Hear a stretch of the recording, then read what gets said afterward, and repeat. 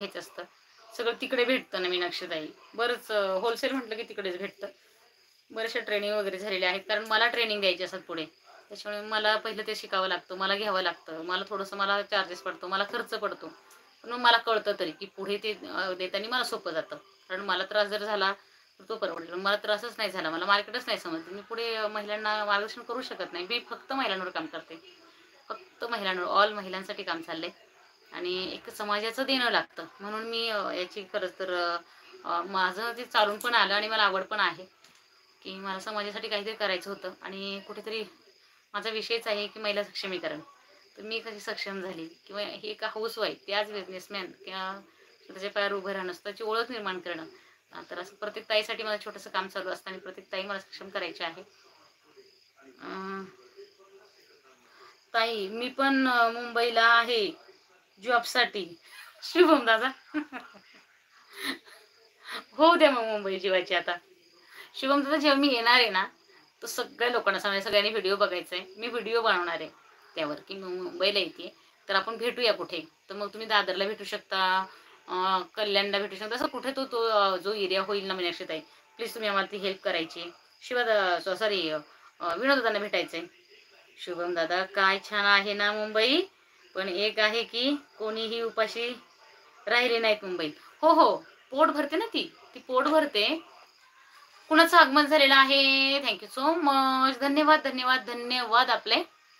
तर लाईव्हला लाईक करा, कमेंट्स करा, बोला, तुमचं स्वागत आहे.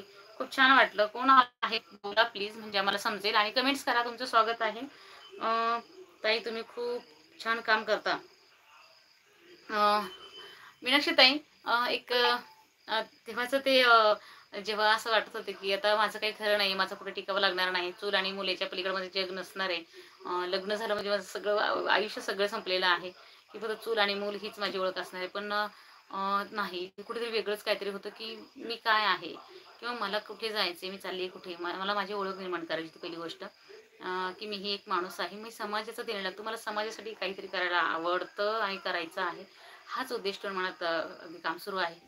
आणि आजही महिला सक्षम झालेल्या आहेत. महिलांमध्ये कामाचं, त्याच्यामुळे बाकीचं काही टेन्शन नसतं. आणि पहिली गोष्ट म्हणजे आपल्याला घाणेरडे विषय हातात घ्यायचे नाहीत, कारण आपण जेव्हा चांगलं करू तेव्हा पुढच्याला चांगलं येणार आहे, आणि पुढच्याला चांगलं जाणार आहे तिकडनं पण आपल्याला चांगलंच येणार आहे. कधीच वाटलं नाही की समाज माझ्याकडे एवढं लक्ष देतोय किंवा समाज माझ्याकडे एवढं बारकाईने बघतोय का, कधीच वाटलं नाही. पण आज जेव्हा समोरून लोक बघतात आणि एक ते आदरातिथ्य भेटतं किंवा तो मान सन्मान असतो. आता गेल्या वर्षी मला हक्काने सांगायला आवडेल, हो हो, सांभाळूनच घ्यायला हवं शुभम दादा. सांभाळून म्हणजे झालंय काय, की ज्याच्या पोटाला भूक येणं त्याने मुंबईत जावं. बोला 5 नंबर कोण आलेला आहे, प्लीज कमेंट्स करा. लाईव्हवर स्वागत आहे आपलं. हो ना शुभम दादा, अगदी अगदी तिथे मरण नाहीये बरं का. जो जाईल ना तो सेटच होतो, फक्त करणारा हवा, ज्याला खरंच जिद्द आहे की मला स्वतःला काहीतरी करायचंय. आणि मग स्वतःची ओळख निर्माण करता करता काम, एक चांगलं काम करायचं असतं, तर रोजचं ठरलेलं असतं की एका दिवसात चांगलं काम करायचं असतं. मीनाक्षी ताई थँक्यू सो मच.